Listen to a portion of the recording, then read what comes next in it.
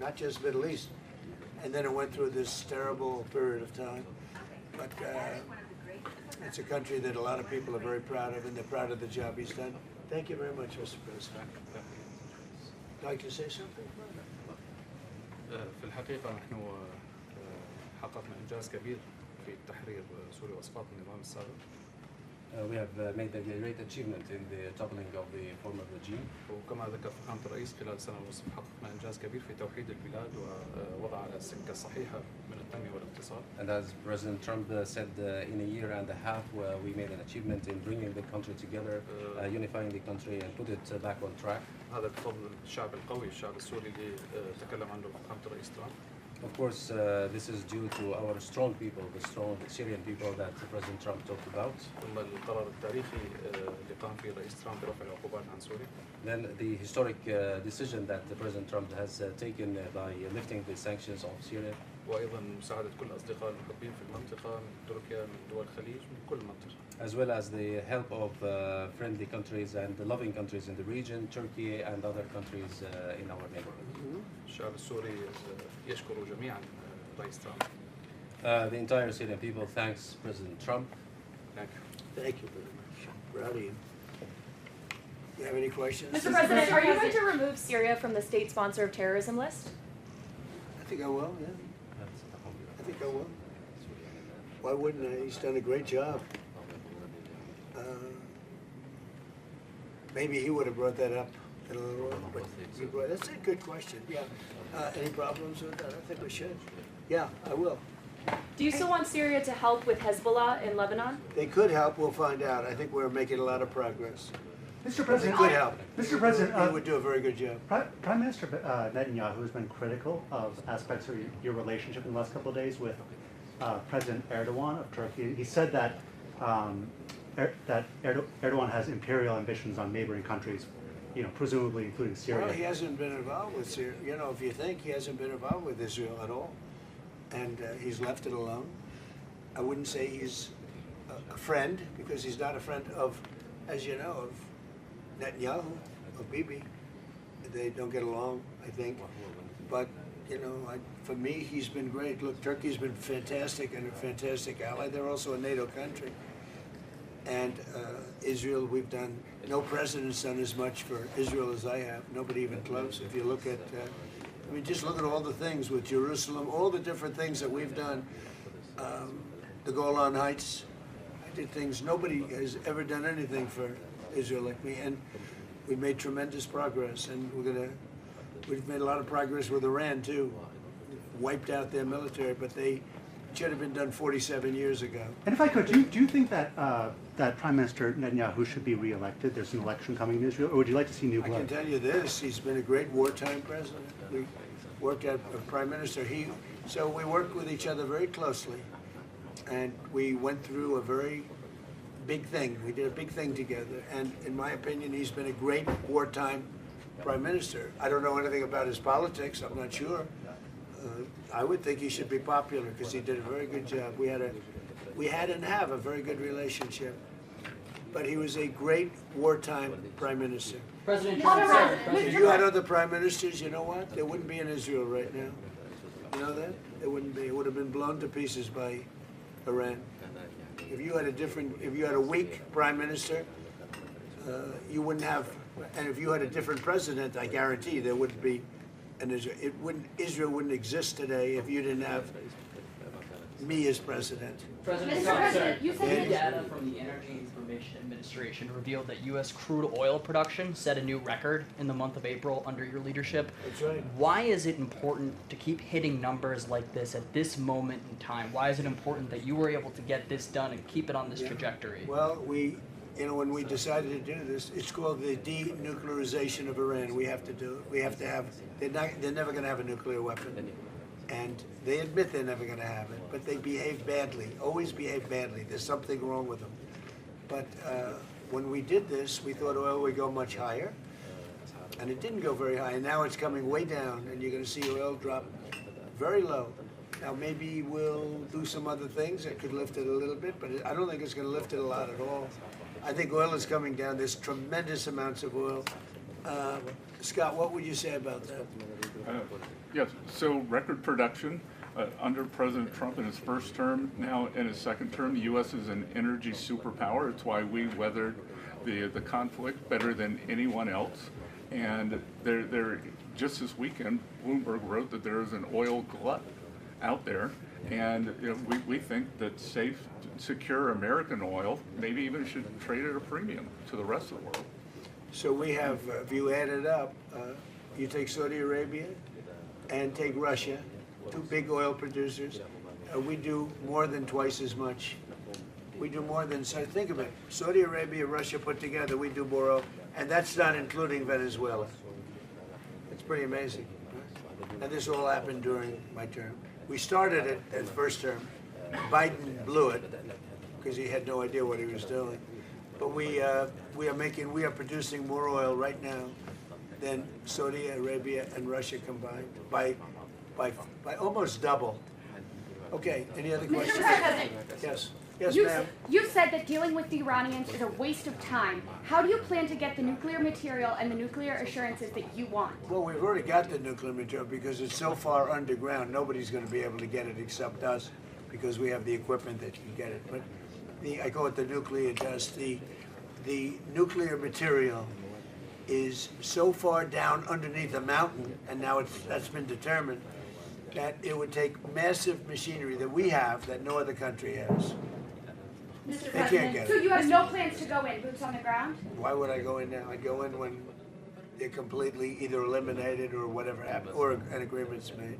Mr. President, Yes. if you cut off trade with Spain, does that mean that you're going to have to renegotiate a trade agreement with the EU?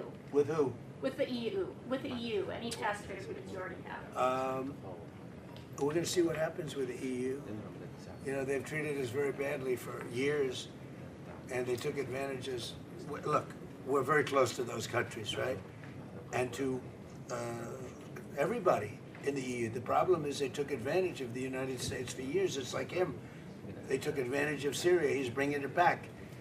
And I'm bringing the United States back. We have the greatest economy we've ever had. We have the biggest investment. 19.2 trillion is being invested right now in the United States. 3 trillion was the record. Under Biden and under the past administration, they had less than $1 trillion for 4 years.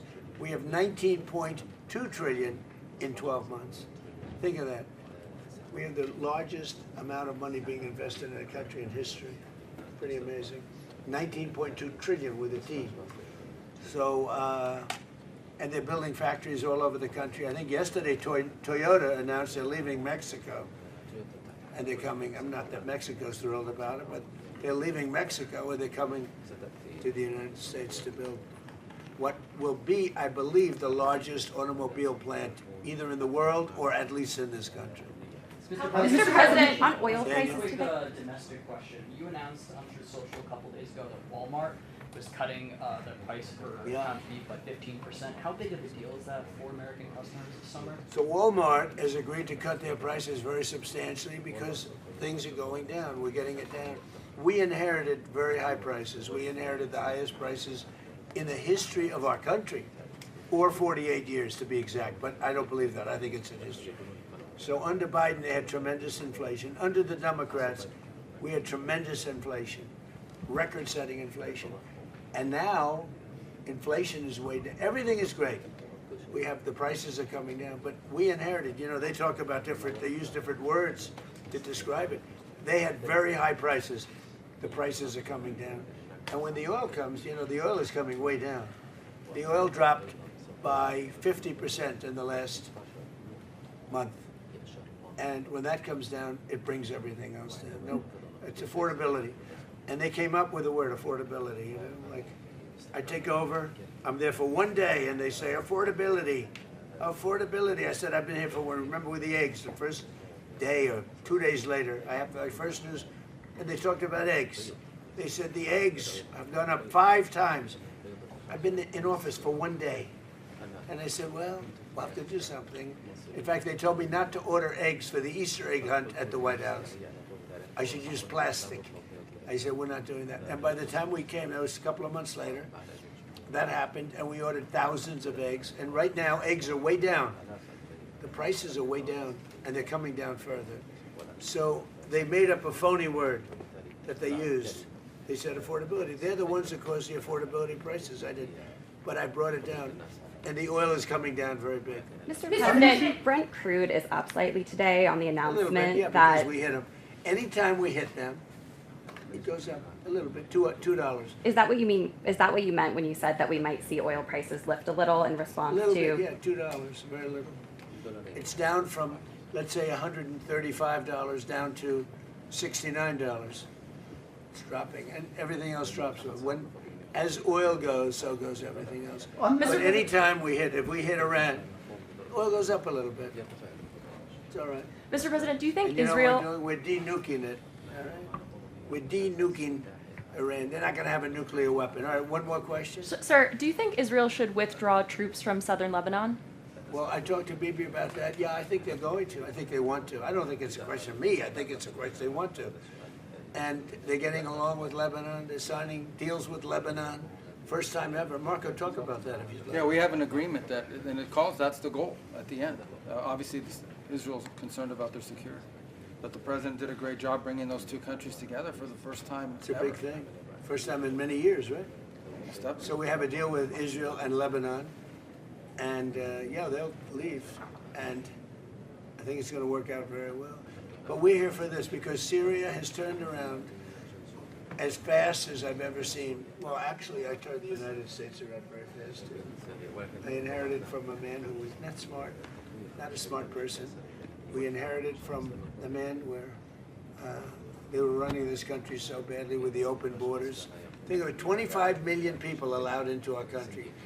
And that includes 11,888 murderers, most of whom murdered more than one person, okay? We got most of them out, or we have them in jail, and we've done a great job. Washington, D.C. now is considered one of the safest cities in the country. If he came to Washington, D.C. a year and a half ago, he'd fear for his life, even though he never feared for his life before, because it was very dangerous. But somehow his territory might have even been a little more dangerous.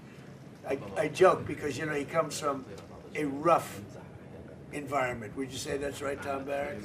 Huh? It's sort of funny to think.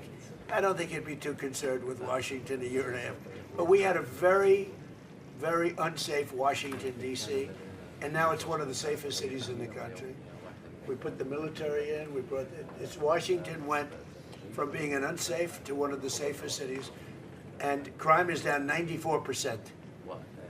We don't play games. And we removed over 5,000 career criminals, many of whom came in through the open borders of Joe Biden. We did the same thing with Memphis, Tennessee. We did the same thing with in Louisiana. You have to speak to the governor, because New Orleans, the crime rate is down 78% in a little while, and they had the best Mardi Gras they've ever had. So we're doing a good job, and he's done a great job too. And I thank you very much. Thank you very much. Thank you, guys. Thank you, Russ. Thank you. Thank you, guys. Thank you. Thank you. Thank you. Thank you, guys. You can head out right there. Thank you, guys.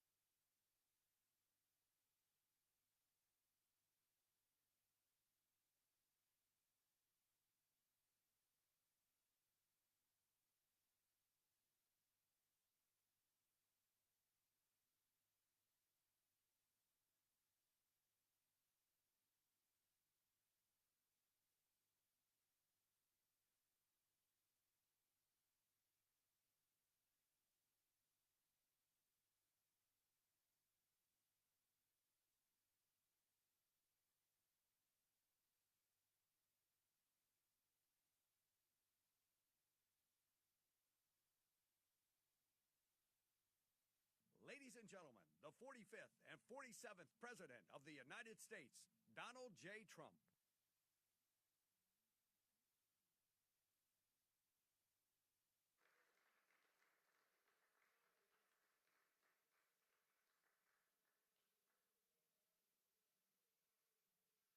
That's a lot of press. Wow. Well, it's important stuff. And you know, our team out here, well, they've all become stars, superstars actually. But we want to thank you very much. We've had a tremendous time and I think a great success. And we just concluded a very successful NATO summit here in Turkey. And I want to thank President Erdogan, who's really a great man. He's a great leader.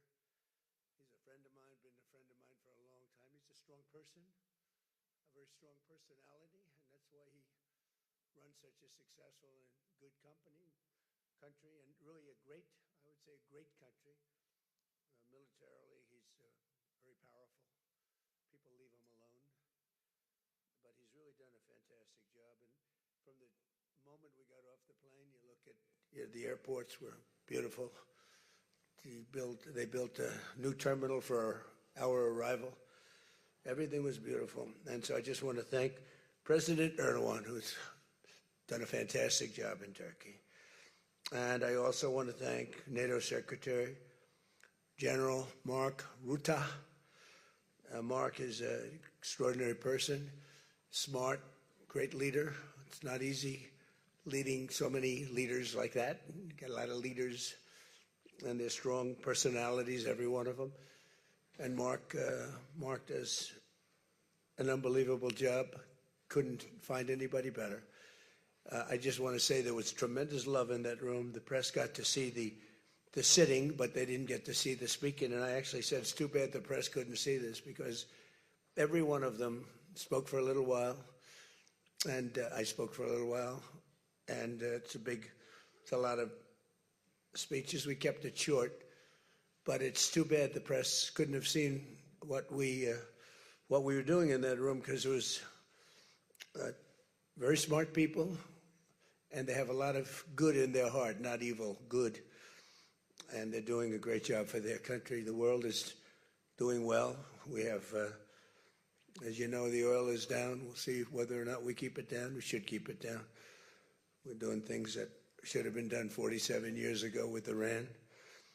And I just want to say that throughout my first term and over the past 18 months, the United States has led a historic effort to dramatically increase the defense spending and to have equipment that no other country in the world has. When you look at Venezuela, when you look at Iran, essentially demolished their military in a couple of weeks.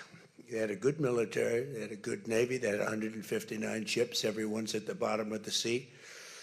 They had hundreds of airplanes, they're all gone. They were all lying burned up on the runways. They were totally decimated, their radar's gone. Everything's gone, their leaders are gone, frankly. And their combat capability is pretty low. They have a small percentage of missiles left. They have some of the launchers, missile launchers left, call them launching pads, but most of that's been destroyed too. So we have the strongest military in the world by far, not even close, everybody admits it. Last year's summit in the Netherlands was great also, and we achieved an unprecedented agreement to increase the annual defense spending, and it's the benchmark, raising it from 2% to 5% of GDP, which everybody said was impossible. And now they're all thanking me, and most of the countries have agreed to it. We have a couple of that didn't, but I have a feeling they're going to, and pretty quickly. In fact, today they were very positive. One of them in particular was, I didn't think, a good team player. Today was a great team player. As all of the leaders understand very well, the United States remains by far the largest contributor to NATO, monetarily and maybe otherwise, and the strongest military anywhere in the world. And they respect us as a country. Again, they didn't respect us 2 years ago. They laughed at us. NATO laughed at us. Everybody laughed at us. They don't laugh anymore. There's no more laughing. This year we invested a record $1 trillion in our armed forces, and we're going to be asking for 1.5 trillion coming up. We have the money being spent on the best equipment anywhere in the world. In the working session this morning, we discussed the progress other members are making toward the 5% target, and they're making great progress. Many of these countries are very rich, by the way. We don't have to feel sorry for them. But it doesn't mean they're properly protected. There's a big difference. Some have truly answered the call, and others are making big changes and will be answering the call. I think I can say in all cases they're going to be answering the call. And we'll be taking in over $1 trillion a year toward defense. And that's a tremendous amount of money. It's a big up. They were at 2%. They were actually at 1%. I got them to 2%. Then I wanted to get them to 5%. And we got up to 5% the last time.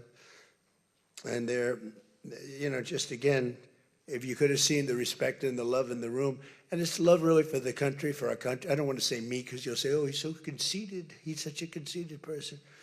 But they do. I mean, you know, they like the job I'm doing. They said, sir, we love you. These are grown people saying that. Isn't that nice? Maybe, I don't know, maybe they're trying to get to me. And in the way they did, because there was tremendous unity in that room. And I urge all nations to accelerate their plans to get the benchmark as quickly as possible. The benchmark is going to be that 5% number. That's the number it should have been for years. As a result of the commitment we achieved last year, defense spending of other NATO members surged by more than almost $150 billion in 2025, and much of that money is being spent on American-made equipment. They all want American-made equipment. We're pushing very hard to have the defense companies, and they're great. We make the best equipment, the Patriots and the Tomahawks, and everything we have is considered to be the best. Not by me, it's everybody wants it. I wish we made it faster because we could sell as much as we could make. And as you know, I had Lockheed and every one of the companies, all of the companies who are Raytheon as an example, Boeing. So many of those great companies are now building plants. They had big plants, but they were using them 24/7. I said, that's not the way to do it. You have to build more plants. You don't have to just go overtime. No tax on overtime. Remember that, please? No tax on overtime. Those people are happy. But they were doing literally 24 hours to get the Tomahawks done and the Patriots done and all of the other defensive and offensive equipment done. It's the most sought-after equipment in the world. You saw that with Venezuela, where they had a lot of great equipment. It wasn't ours, and it didn't work. Our equipment works, but we have to produce it faster for other countries. For everybody, including ourselves, we have to produce it faster. So we think within a year and a half max, we'll be, instead of waiting for a year or 2 years, we'll be having it on a 2-week wait, maybe a 1-week wait. That's what I want. And it'll do really well. A lot of people are, just waiting. They're waiting. They want to get this defensive equipment, maybe in particular the defensive equipment, but offensive and defense. As much of that money is being spent on American-made equipment, that's the money that the European and Canada are spending, European countries mostly, and Canada. And they're spending that with the United States, largely. And it's American-made, made in the USA, as we say. Weapons, munitions, supporting thousands of American jobs. This will increase. We have the highest number of jobs. Right now, we have the most people working in the United States that we've ever had in the history of our country. We have the biggest investment ever made, $19.2 trillion. That's 6 times more than we've ever had. Think of it, 6 times more. And what did that were tariffs. Without the tariffs, I think we would have done fine, like at about 2 or 3. The last administration had much less than $1 trillion invested for 4 years. We have 19.2 trillion invested in 1 year. We haven't gone into the extra almost a half a year, 1.5 years. Those numbers won't come out for a little while. So we have 19.2 trillion, not billion, not million, trillion with a T, invested in plants and equipment that's being built all over the country. Eli Lilly is building plants, big drug, Merck, all of them, the drug companies are building. The car companies are building like crazy. In fact, as you probably saw a big announcement yesterday, Toyota is leaving Mexico and they're going to build one of the biggest car manufacturing plants in the world in Texas. That's because of the tariffs, because we don't mind if you build in Mexico, but if you build in Mexico, you have to pay 25% tariff. If you build in Japan, or if you build in any place, now China is a much higher tariff. It's 100% tariff because we don't want to lose our jobs. We don't want to have our workers lose their jobs. We have the largest number of plants being built for the most money ever in the history of our country. Car plants, AI plants, and all other plants, pharmaceutical plants, chips. We're not giving anything. All we're saying is, if you don't start, we'll give them 1.5 to 2 years to build their plant. If they don't have that, they have to pay 100%, 200%, even 250%. If they make a chip, or if they make a car, if they make pharmaceuticals. So the pharmaceutical companies are moving in at record levels. There's never been anything like what's happening. Let me put it a different way, put it to you in a more broad fashion. There has never been anything like has happened with this country or any other country in the history of the world. There has never been growth. There's never been manufacturing plants being built. We have so many being built. And in the big ones, like AI, some of the AI, we let them build their own electric plants. We force them to build. We don't want it because the old grid that we have wouldn't be able to supply. They need, just as an industry, more energy than the entire country produces right now, when you think of it, which is incredible. So take all of the energy that the United States produces, and that one industry, which is so big, so powerful, it needs more than that. In fact, some people say almost double. So this was my idea. I said, you can never service that. You can't reinvigorate the grid. You can make it better, but nothing like that. You wouldn't be able to build. And we're leading China in AI, in just about everything. But we're leading China in AI. Even in TikTok, I was watching somebody say, oh, the TikTok deal, it's so bad well, because they say the deal was incredible, but they think the word that gets out is bad, except the numbers just came out, and I'm #1 on TikTok, and all I do is talk about communism, right? So it's sort of good. I used it to get elected, too. But, you have to get your word out. But the numbers came out just a little while ago, and I was #1, some ridiculous number. I never heard of numbers like that, but #1. And all these entertainers are number 27, 29. It's crazy. I don't even understand myself. But that means that my word's getting out about how great our country is, how successful our country is, and how bad communism is, and how bad these lunatics are that are running for election that don't sound good, don't think good, and don't look good. I don't see any looker. I don't see anybody with the look. You need the look, I guess. You need something, but they don't have it. And I think they'll fade fast. And it's not social democrats. This is not a social democrat. These are communists that are running. And they don't want God.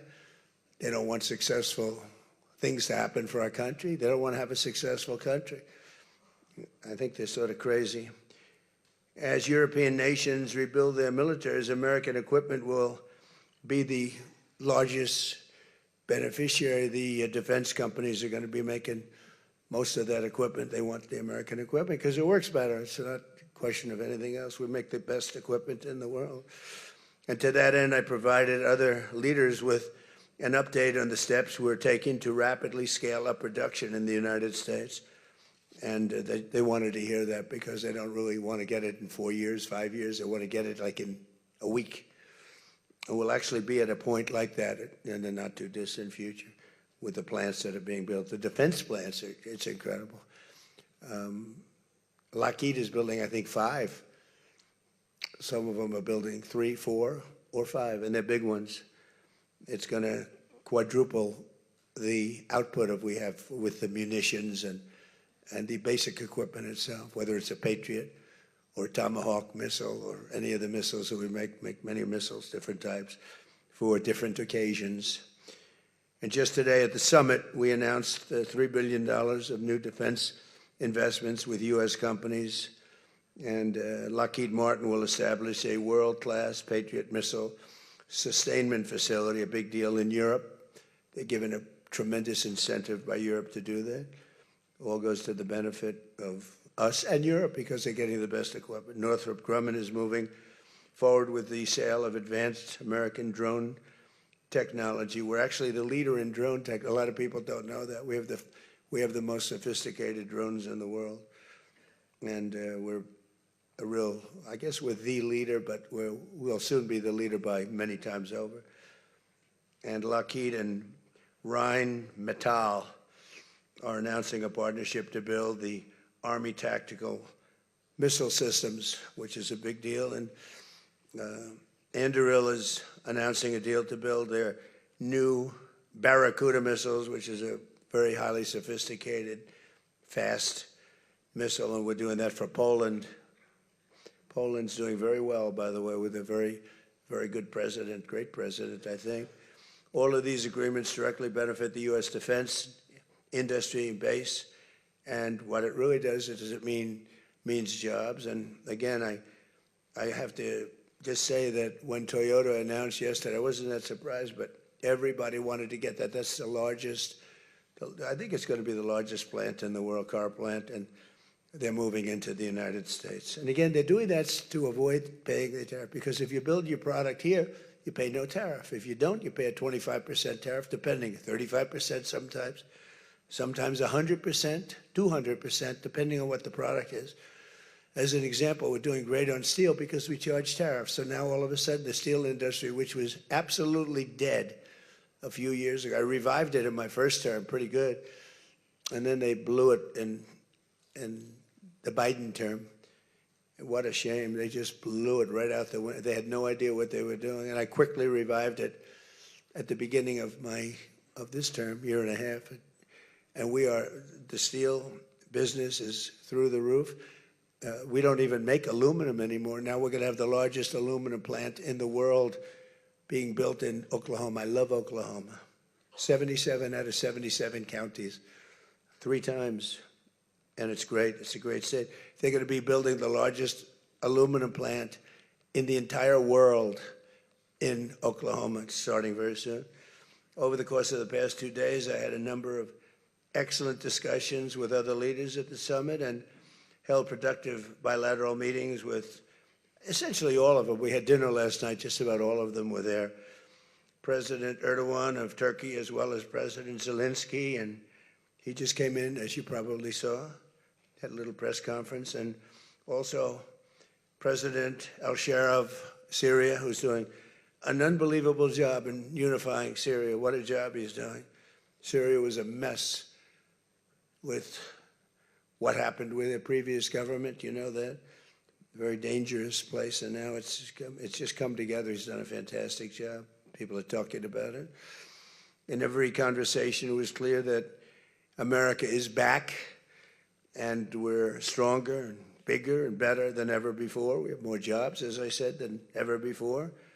And we're respected again like maybe never before. We are so respected as a country. That's why I wish I told the Secretary General, Mark, I said, it's too bad the press could not see what's happening in this room. You saw the big round circle with all of the leaders of all of those countries. And I don't know, I think they should allow it. The theory is that they won't be speaking quite as freely, and it won't be quite as good, but who knows? It was amazing, actually. The unity in that room was incredible. Really a love. It was sort of pretty wild. There was a love in that room that was great. So this was a tremendously successful summit. And again, I want to thank President Erdogan, Turkey, and so many of the presidents, prime ministers. They were all here from NATO, the NATO countries. And in particular, we have to thank the Secretary General Mark Rutte for doing a fantastic job. He really put on a tremendous, his was just something, he's a unifier. He's a tremendous unifier. So I could take a few questions. We've done a few of these already today, so I don't think we should take too many. I don't think we should take, right? So we're going to keep it a little bit short, and I know a lot of you are going home. Some are going with me. So go ahead, please. Sir, yes. Yes. No. The gentleman right here. The very tall gentleman who's very insecure. He doesn't want to ask the question. He's a handsome guy, but he's very insecure. Go ahead. Do you want to shout it out? Give him a mic. How about giving him a mic? You shout it out. Your operation in Venezuela has been lauded as a military success, and yet the Iran war seems to be a strategic dead end for you. Why are you apparently unable to end the Iran war? So I think we're doing just the opposite. The Iran war has been a tremendous military success. And, you know, I can only answer the question by saying they're not going to have a nuclear weapon. I think I was there for one reason, that Iran cannot have a nuclear weapon. I call it, we denuclearize Iran, and that's happened. They will never have a nuclear weapon. That stuff is so far down under a mountain. It's a granite mountain that collapsed on top of it. Take months to get it out. I think it's a tremendous success, Iran. And you see the oil prices are lower than they were when I started. And people like to say that, but look, they have no military left. Their Air Force is gone. As I said, their ships are gone. 159 ships are gone. They're at the bottom of the sea. Their radar is gone. Everything's gone. So when you say not a success, it's a tremendous success. The fake news likes to say how well they're doing. They're doing terribly. They have 350% inflation. When the war started, they had like 6%, 5%. They want to make a deal, but they don't know how to make a deal, and then they go around shooting ships at night. I don't like that. You know, they're dealing with very fine people. They're dealing with Steve Witkoff. They're dealing with Jared Kushner and J.D. Vance, and they're dealing with Marco and Scott. They're dealing with great people, but I don't know. I think they're a little loco. They're a little crazy. But they told us they'd like to go to the funeral of a very a person who was killed a lot of people. Khomeini killed a lot of people over the years, and there for a long time. Don't forget, what we did should have been done 47 years ago. It could have been done any time within 40. This has gone on for. They were the bully of the Middle East, so they're a much different country now. In one day, all of their anti-aircraft things are gone. That doesn't mean they're not going to get a plane at some point. But all of it's gone. Everything's gone. Their leaders are gone. They had leaders, they're gone. And they had another set of leaders, they're gone. Now they have another set of leaders, they may be gone. Who knows? And you know what? I may be gone too, because I'm their number one target.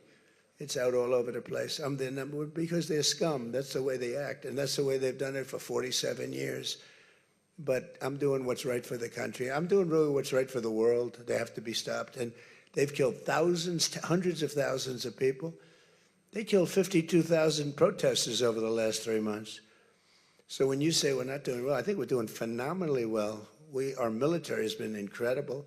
Plus, we had a blockade. Did we have a blockade? Did you ever see a blockade work that way? You know, for you that said we're not doing well there. We did great in Venezuela. That was a one-day war, and they're very good military. You know, it's a very military country. We took out one of the worst human beings in the world, Maduro, and he's in jail waiting for trial. But what he did to this country was incredible, including the fact, not only the drugs, but he had people pour into the country from prisons. They opened up their prisons. They allowed them to come in. We're getting them out. We're getting them all out. But we have, with the Biden open border policy, with Kamala as your borders are. Remember, she was the borders are, but she never called Border Patrol, never once, and she never went to the border. The border was a disaster. Now it's fixed. It's fixed where we have nobody, and I don't do these numbers. 0 people come in through our border, through our southern border. 0. And that's been announced now every month for the last 12 months, 0. We had millions of people come in, under 25 million people, I think more than that under Biden. and they weren't people that you want. And for the most part, they were drug dealers. They were escaped from, think of it, all the prisons, and I'm not just talking about from South America, I'm talking about from the Congo, I'm talking about from all over the world. The prisons were emptied out. They were emptied out into our country. But they had the worst murderers. We had people allowed in our country that should never, and they walked in through an open border policy. And all I'm saying is that you're lucky we won this election. Yeah, please. Go ahead. Go ahead. No, yes, go ahead. Who you with? Why don't you say your name and who you're with? It's always helpful. Thank you, Mr. President, for doing this. Iris Tao with NTD, with a sister media with the Epoch Times. Okay. On communism, you've been issuing a wake-up call to Americans at home about the dangers of communism. And now you're speaking on the world stage. What's your message to people both living under communist and socialist regimes, but also people living under democracies like in Europe and America who might not have realized how close communism has come to home? Yeah, that's a great question, actually. But look, I want to get the word out because what's forming is communism in the country. And communism's easy to sell. I would be the greatest communist in history. I'd be right up there with Lenin. I'd be as good as anybody. You've got free rent for the rest of your life. What they don't say is that you'll be living in squalor in 12 months. You've got a free house. Would anybody like to have a free house? We'll take it away from somebody. We'll give it to you. You'll have murders all over the place. Communism's a disaster. It's been proven to be for thousands of years under different names, but same thing. It's very important. And you know, it's funny. One of the reasons I do so well with Hispanic people, I set a record, Republicans. I get great numbers for the election, helped me get elected in a landslide. The Hispanics, because a lot of them came from countries that were essentially communist. You know, whether you call them radical socialist or communist is not that much, but there's a little difference. When they say social democrats, we're social democrats, it sounds so nice. It's not nice, it's a very dangerous term. So I do talk about it, and I talk about it on TikTok, and I talk about it everywhere. I talk about it here. And you're right, it has become international, but it's never worked, and it's not going to work. What is working is the United States. So think of it, we have more jobs than we've ever had. People are making more money than they've ever made. I'm talking about workers now. I'm talking about workers. They're making higher salaries than they've ever made before. It's just the best system, and it's got flaws, but everything's going to have a little flaw, but it's been amazing. And when I watch what's happening, and I see these lowlifes getting, I mean, they're lowlifes. I watch them. I know good people. I know quality people. These are essentially lowlifes. And when I see what they're talking, I think they're very dangerous in many ways. And I've said it, and then I said, boy, that's a pretty big statement. Then I realized, you know, a couple of people said, I think you're probably right. I think this country, with this thing that's going around, is in more danger than it was during World War I, World War II.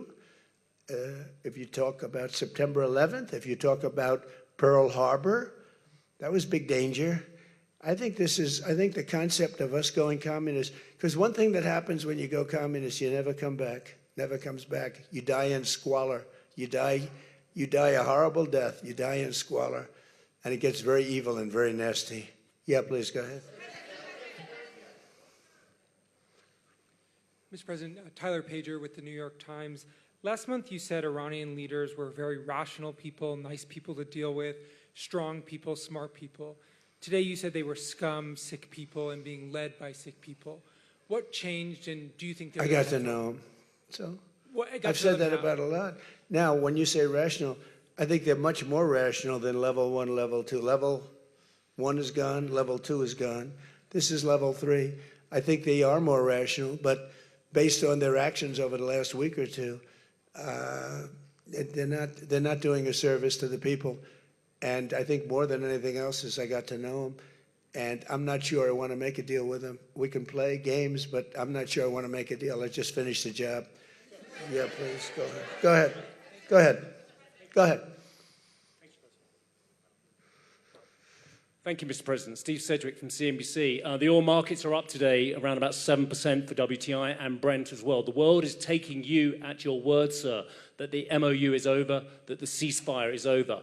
What happens next, sir? Are we on the cusp of a full-scale return to full conflict? Well, I'll tell you what happens next. we're never going to see Iran have a nuclear weapon, because that's much more important than the numbers you're talking about. The prices of oil are dropping like a rock. Now they'll be up a little bit, and this will end very quickly. We have an oil glut right now because we got all those boats out of the Strait, and it's going to drop, and I've predicted everything. I've been right about everything, and I have been for a long time. That's how I got to be president 3 times. That's how I won 3 elections. I did very well in the second one, won it. It was a rigged election, but I've been right, and oil's coming down. Now, I have to make sure of one thing, that we don't have lunatics having control over nuclear weapons. So we have that now. There's no way they have a nuclear weapon. We have cameras, as an example, on the site that those beautiful B-2s at 1 o'clock in the morning 10 months ago blew up. They blew it up.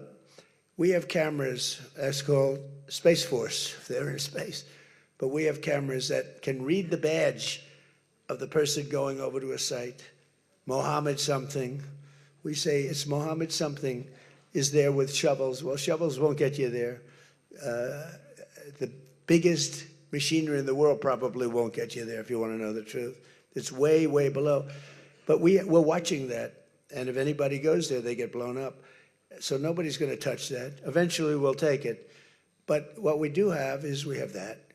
That's gone. If we wouldn't have had that, they would have had a nuclear weapon, and they would have wiped out Israel. If I weren't president, Israel wouldn't exist. And we did it 2 times. When the JCPOA, the Obama deal, when that was originally conceived, everything went to Iran. 1.7 billion in cash, hundreds of billions of dollars.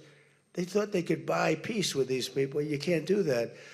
So the big thing we have is, more important than anything we can talk about, is you can't let lunatics have nuclear weapons, and we've stopped that.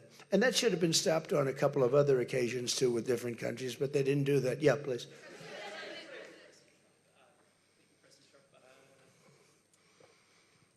Stephen Nelson from the New York Post. I'd like you to address speculation that you're leaving Ankara not in the new Air Force One because of security concerns involving Iran. You've spoken today twice about them possibly assassinating you and possibly being successful. Did that concern have something to do with it? Well, I speak about it a lot because, you know, the life of a president is very dangerous. It's 5.2%. You know what a race car driver is? 1/10 of 1%. A bull rider, that looks pretty dangerous to me. It's 1/10 of 1%. No, it's 5.2% is you don't make it. You should have told me. You're an excellent reporter. You should have told me that years ago. Maybe I wouldn't have run. It's a very dangerous profession.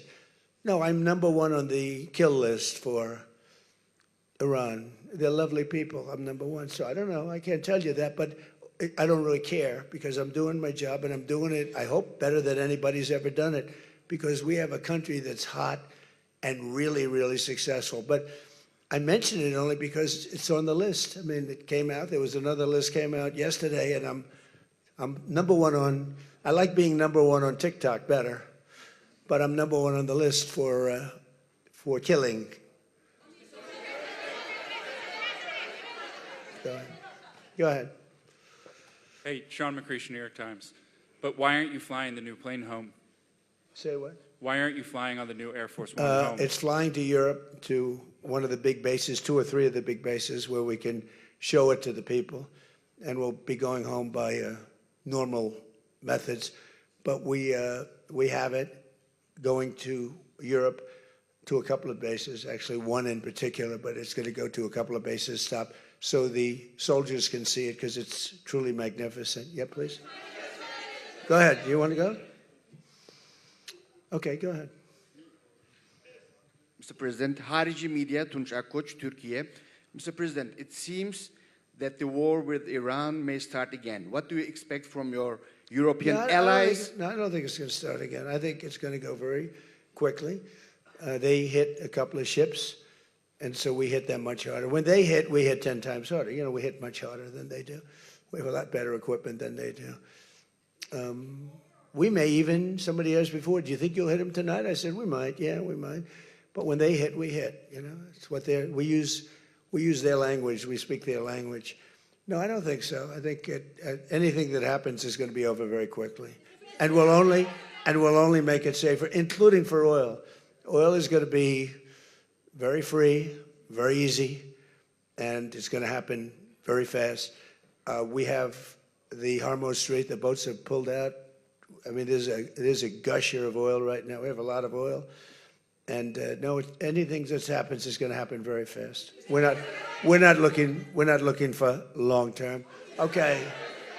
Go ahead, Red. You said today that countries... You're with who? MS Now. MS Now. That's a failing network. Why would you want to work for them? MS Now, can you imagine? They wanted to get away. They took the name NBC because they were embarrassed by it. Go ahead, let's go. When do you hear this question? You said today that countries like Spain, Italy, and the UK were not there for the U.S. and its war with Iran. Should those countries be attacked, will the U.S. be there for them? Well, I'll tell you what. Number one, Spain has been very bad, but, you know, Italy's been good, and almost all of the countries have been good. They just had a bad moment. They didn't help us. We didn't need the help, but if we would have wanted the help, I said, by the way, if I want help, Sir would rather remain on the sidelines, and I didn't like that answer. UK gave an answer that was sort of weirder than that. They went out. I said, would you like to help? They said, we do, but we want to wait till the war is over. This was not in the spirit of Winston Churchill. So, yeah, I mean, I'll tell you what, I can only say if there's one word that comes out of today, it's unification. I've never seen anything like it. Every one of those countries, they love us, they love each other. That was tremendous unification. It was a nice thing to say, and it was a very fair question, too. Yeah. Green? Yeah, you're wearing green, right? Thank you, Mr. President. Eda Turul from Haber Global TV, Turkey. Mr. President, after your meeting with President Erdogan, can you tell us whether you and President Erdogan reach an understanding on Turkey's return to the F-35 program and the future of U.S.-Turkey defense cooperation? And do you believe U.S.-Turkey relations are entering a new chapter right now? Well, I had a great relationship in my first term. You remember Pastor Brunson, and he was put in jail for 35 years, and I called. He was an evangelical hero, actually, very good man. And I called President Erdogan, and he let him out. I didn't pay anything like Obama and Biden pay billions of dollars all the time. I never paid any for anybody. I just tell him, let him out. Let him out. But in this case, I didn't say it the second way. I said it the first way. I said, look, he's a good man. He's highly respected in the evangelical, and I'd like you to let him out. And he was in my office, in the Oval Office the following day, Pastor Brunson. I had a great relationship. When Sleepy Joe Biden got in, bad things happened with a lot of things between the border. Everything was bad. We were laughed at all over the world, and we had a very bad relationship with a lot of countries. I think Turkey was one of those countries. But that changed on November 5th when we had the election. And it's one of our best relationships. We have a great relationship. And they're talking about the F-35 airplane, and it's the best plane, and everybody wants it. And we have to make a decision who we give it to.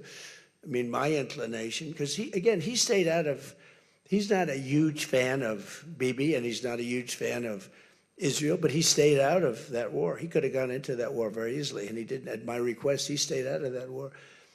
He's been a very good ally. I mean, Marco could tell you we have a very strong relationship with Turkey. You know, it's a very big country. It's a very powerful militarily. It's the second most powerful country in NATO. It's a NATO country. So whether or not we do that, I haven't totally made up my mind. But my inclination is to say, look, he's done everything. He's helped us in so many different ways. And you know who else has been good to us? China. China never came into the war. They get 50% of their oil from Hormuz Strait. They never came into the war. They never said, I'm going to send a ship in 5 destroyers along each side of the ship. They never did. No, President Xi's been great. Everyone's been sort of great, to be honest. You know why? Because they respect our country again. They laughed at our country. They thought we were a bunch of fools. They saw a president that couldn't talk, he couldn't walk. He was a disaster. They lost respect for our country, but now they have more respect for our country than they've ever had before. Thank you all very much. We'll see you back. Thank you very much, everybody.